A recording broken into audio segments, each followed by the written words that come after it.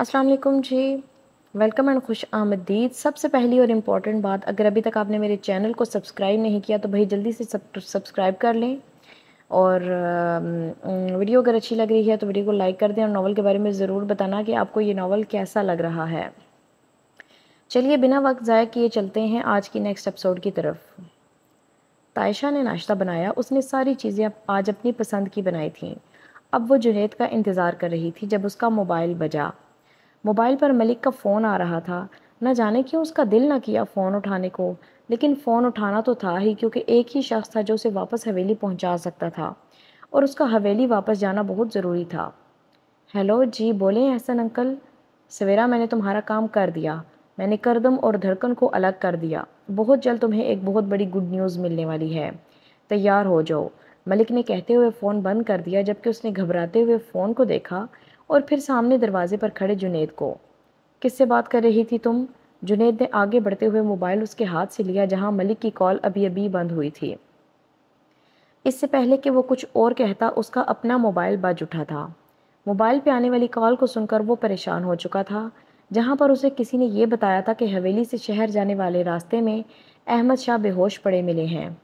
تم انہیں ہسپتال لے کے پہنچو، میں کردم سائی کو خبر کر کے آتا ہوں، اس نے جلدی سے فون بند کرتے ہوئے کہا۔ ایک نظر تائشہ کی طرف دیکھا، وہ بھی گھبرائی ہوئی اس کی طرف دیکھ رہی تھی۔ ایک بات کان کھول کر سن لو تائشہ، اگر اس میں تمہارا ہاتھ ہوا تو تم میرے ہاتھوں نہیں بچو گی، وہ غصے سے کہتا گھر سے نکل چکا تھا، جبکہ تائشہ سوچ رہی تھی کہ آخر ہوا کیا ہے، آخر ملک نے کیا کیا ہے کردم اور دھڑکن کو الگ کرنے کے لیے۔ کردم ابھی گاؤں کی طرف جانے کا سوچ ہی رہا تھا جب گاؤں والے اس کے گھر کے باہر کھڑے نظر آئے۔ دادا سائیں ان کے مسائل سن رہے تھے، وہ بھی ان کے قریب آ کر بیٹھ گیا۔ میں کوشش کروں گا کہ آپ سب کا نقصان پورا کر سکوں۔ دیکھیے فصلیں واپس اگتے ہوئے اتنا وقت تو لگے گا ہی، ہمارے نصیب میں ہی نقصان لکھا تھا تو ہمیں پورا تو کرنا ہی ہوگا، اور نقصان صرف آپ لوگوں کا نہیں ہوا، ہمارا بھی ہوا ہے، دادا سائیں نے سمجھاتے ہوئے کہا۔ لیکن شاہ سائیں، آپ کے بچے ہمارے بچوں کی طرح بھوکے تو نہیں بیٹھے؟ میرا بیٹا وہاں پر دیس میں پڑھنے گیا ہے، وہ تو کردم سائیں کا احسان مند ہوں جنہوں نے اسے رقم بھجوا دی، ورنہ وہ کیا کرتا؟ 1 ڈیڑھ ماہ بعد میری بیٹی کی شادی ہے۔ آپ لوگوں نے اس زمین پر سکول بنوانے کے لیے چودھری سے دشمنی مول لی، اس میں ہمارا ہی فائدہ ہے، یہ میں جانتا ہوں کہ اس سے کل ہماری بچیوں کا فائدہ ہوگا، لیکن ہماری بچیاں کچھ کھائیں گی تو پڑھیں گی بھی نہ۔ ایک اور دکھ سے بھری آواز نے دادا سائیں کو اپنی طرف متوجہ کیا۔ یہ ساری کردم سائیں کی غلطی ہے، انہوں نے دشمنی مول لی اور ہم سب کو کنگال کر دیا۔ خود تو حویلی میں عیش و عشرت سے زندگی گزار رہے ہیں اور ہمیں کہیں کا نہ چھوڑا۔ ہم محنت کریں گے، پھر سے زمین اگائیں گے، اور پھر کردم سائیں اور کسی سے دشمنی مول لے لیں گے۔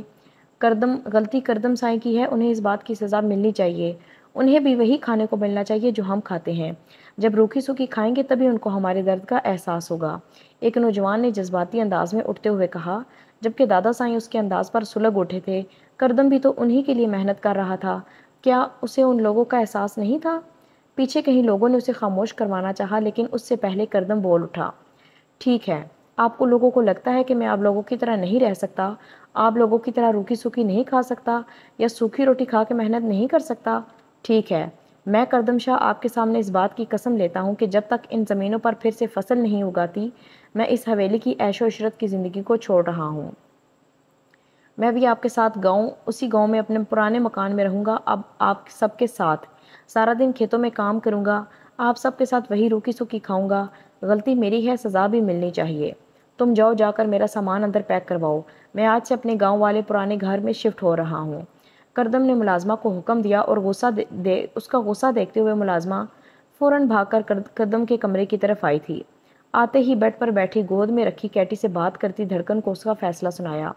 بی بی جی جلدی سے کردم سائیں کا سارا سامان باندھ دے، گاؤں والے باغی ہو گئے ہیں۔ کردم سائیں نے فیصلہ کیا ہے کہ جب تک گاؤں والوں کو انصاف نہ مل جائے تب تک وہ حویلی کی عیش و عشرت کی زندگی چھوڑ کر گاؤں میں رہیں گے اور مزدوروں کے ساتھ ہی کام کریں گے، اور جیسا وہ کھاتے ہیں ویسا ہی کھائیں گے۔ یا اللہ سائیں، کیسے احسان فراموش لوگ ہیں۔ ملازمہ نے کانوں کو ہاتھ لگاتے ہوئے باہر کی طرف دوڑ لگائی، جبکہ دھڑکن اس کے پیغام پر اٹھ کر کردم کا سامان دیکھنے لگی۔ جنید کتنی بار کردم کو فون کر چکا تھا، لیکن نہ جانے اس کا فون کیوں بند آ رہا تھا، اسی لیے اب اس نے مقدم کو فون کیا اور مقدم کے ساتھ ہی شہر پہنچا، جہاں احمد شاہ کی حالت بہت نازک تھی۔ انہیں بندوق کی بیک سائڈ سے بری طرح سے پیٹا گیا تھا۔ تھوڑی دیر پہلے اس نے حوریہ کو فون کیا تھا اور حوریہ نے فون پر اسے یہ بتایا تھا کہ احمد شاہ اور سویرا ہسپتال کے لیے نکل چکے ہیں، لیکن سویرا تو یہاں کہیں نہیں تھی اور یہی اس کی پریشانی کی سب سے بڑی وجہ تھی۔ گاؤں والوں کو بھیجنے کے بعد کردم واپس اپنے کمرے میں آیا تھا۔ کمرے میں 2 بڑے بڑے بیگ پیک تھے۔ دھڑکن اتنے زیادہ سامان کی ضرورت نہیں ہے، میں تھوڑا سا سامان لے کے جاؤں گا۔ وہ بیگز کو دیکھتے ہوئے بولا، ارے یہ تو میرے بیگز ہیں، آپ کا وہ ہے۔ اس نے چھوٹے سے سوٹ کیس کی طرف اشارہ کرتے ہوئے کہا۔ اور تم کہاں جا رہی ہو؟ کردم نے غصے سے پوچھا۔ کہیں اس کے جانے کے بعد وہ واپس لنڈن جانے کی تیاریاں تو نہیں کر رہی تھی؟ میں آپ کے ساتھ گاؤں والے گھر میں، دھڑکن نے مسکراتے ہوئے بتایا۔ نہیں دھڑکن، تو میرے ساتھ نہیں آ سکتی۔ کردم کا لہجہ مدھم ہو گیا۔ وہ لاڈوں میں پلی ہوئی لڑکی کہاں سختیاں برداشت کر سکتی تھی؟ کردم اسے اپنے ساتھ لے جانے کے بارے میں سوچ بھی نہیں سکتا تھا۔ فی الحال تو اس نے اپنے آنے والے کل کے بارے میں کچھ سوچا بھی نہ تھا۔ وہ دھڑکن کو کیسے ساتھ لے کر جاتا؟ اور میں آپ کے ساتھ کیوں نہیں آ سکتی؟ دھڑکن نے دونوں ہاتھ کمر پر رکھتے ہوئے پوچھا۔ کیونکہ دھڑکن، کل سے تمہارا کالج سٹارٹ ہو رہا ہے اور تم وہ جوائن کر رہی ہو۔ کردم نے وجہ بتائی۔ بڑی بے تکی وجہ ہے آپ کی، اسے میں قبول نہیں کر رہی۔ بلائیں کسی کو اور میرے بیگ باہر رکھوائیں۔ دھڑکن، یہ اتنا آسان نہیں ہے۔ گاؤں کے ماحول میں تم ایڈجسٹ نہیں کر سکو گی۔ حویلی اور گاؤں میں بہت فرق ہے۔ کردم نے سمجھانے کی کوشش کی۔ آپ مجھے جس حال میں رکھیں گے کردم سائیں، میں ایڈجسٹ کر لوں گی۔ میری شادی آپ کے ساتھ ہوئی ہے، اس حویلی کی عیش و عشرت سے نہیں۔ اور اگر آپ نے مجھے ایک بار پھر سے منع کیا نا، تو میں بابا سائیں کے ساتھ ہمیشہ کے لیے لندن چلی جاؤں گی، کیونکہ اگر میں اپنے شوہر کے ساتھ نہیں رہ سکتی تو میرا اس گھر میں رہنے کا بھی کوئی مطلب نہیں ہے۔ ایک بار پھر سے دھڑکن نے اسے یہ سوچنے پر مجبور کر دیا۔ دھڑکن سمجھدار ہے یا بے وقوف؟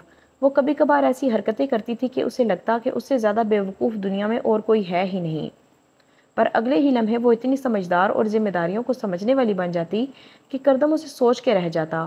وہ ایک سوال تھی، بہت مشکل سوال، بہت الجھا ہوا سوال، جسے کردم نے سلجھانا تھا۔ ہائے، میں اپنا نیا گھر دیکھوں گی، میں دادو سائیں سے مل کے آتی ہوں۔ وہ کردم کو بولنے کا موقع دیے بغیر باہر چلی گئی۔ مقدم پچھلے 2 گھنٹے سے احمد شاہ کے ہوش میں آنے کا انتظار کر رہا تھا کہ اب اسے سویرا کے بارے میں احمد شاہ کے علاوہ اور کوئی کچھ نہیں بتا سکتا تھا۔ اس کے دل سے بس ایک ہی دعا نکل رہی تھی، سویرا جہاں بھی ہو محفوظ ہو۔ اس نے ابھی تک گھر میں فون کر کے کسی کو یہ بات نہیں بتائی تھی۔ اگر سویرا کے لاپتہ ہونے کی خبر گاؤں میں پھیل جاتی تو اس کی بہت بدنامی ہوتی، اور وہ اپنے خاندان کی عزت پر رسک نہیں لے سکتا تھا۔ 2 گھنٹے کے بعد احمد شاہ کو ہوش آیا، ان کی حالت بہت بگڑ چکی تھی۔ مقدم کو اپنے قریب دے کر انہوں نے فوراً اسے سب کچھ بتایا کہ کس طرح سے وہ لوگ حوریہ کو سمجھ کر سویرا کو لے گئے۔ اتنی گری ہوئی حرکت کون کر سکتا ہے؟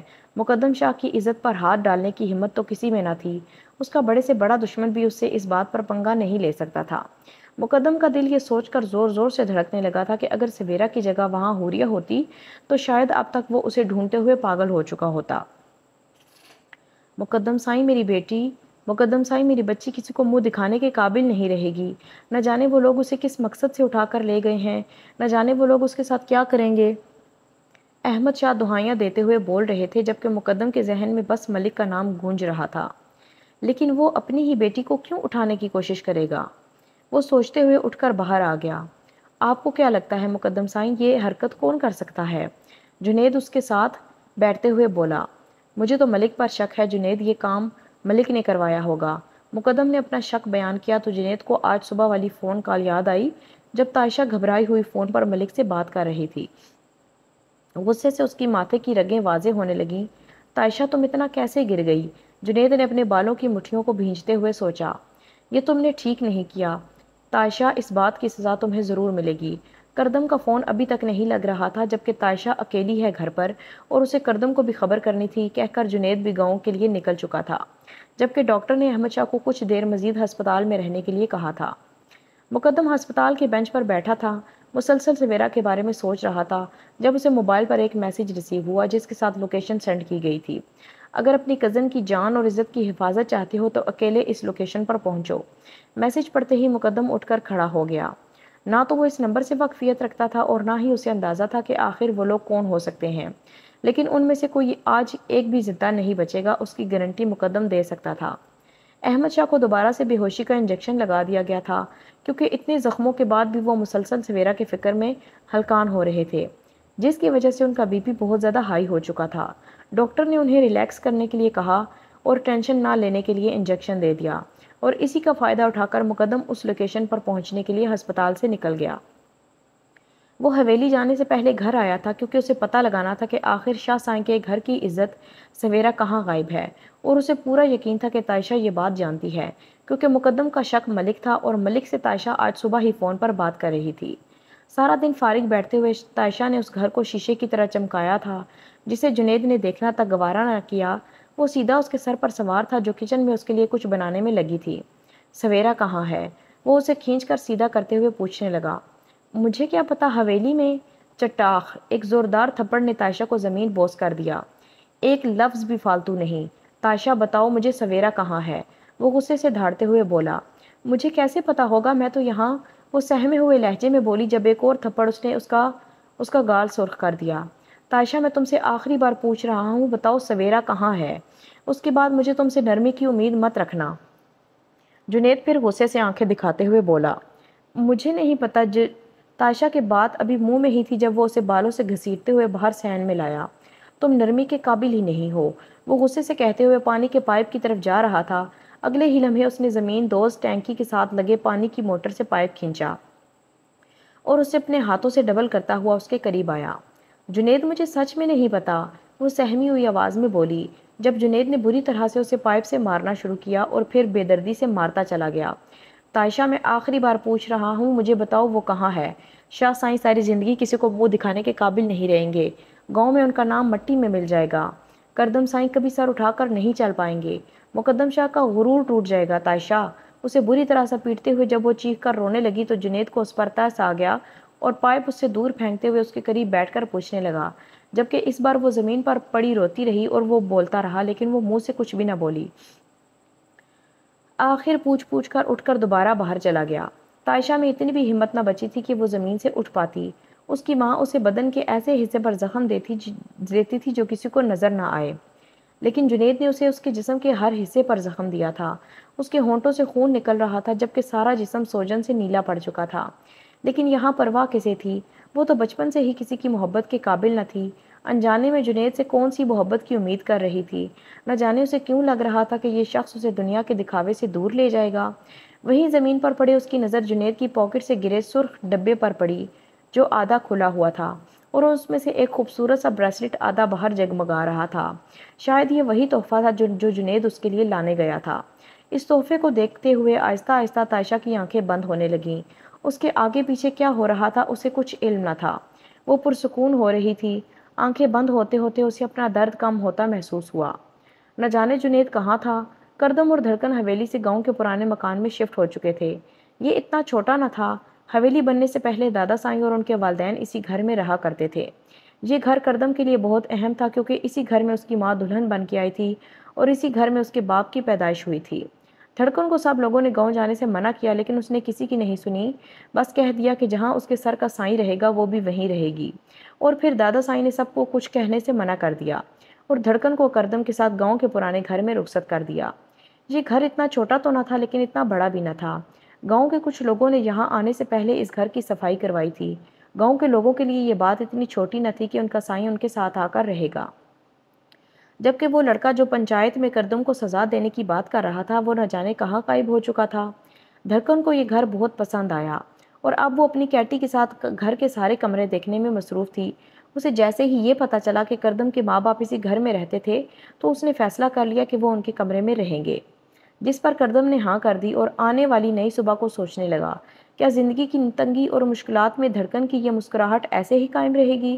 کیا یہ لڑکی اس کا ساتھ نبھا پائے گی؟ وہ خود سے سوال کرتا اس کے پیچھے پیچھے چل رہا تھا جبکہ دھڑکن کسی پرندے کی طرح پورے گھر میں چہک رہی تھی۔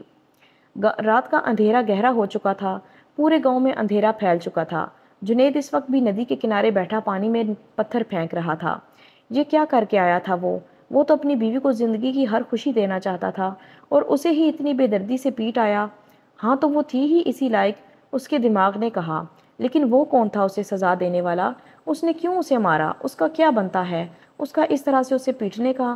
کل رات وہ اس سے عزت اور احترام کے وعدے کر رہا تھا اور آج جانوروں کی طرح مار آیا تھا جیسے وہ کوئی بے جان وجود ہو۔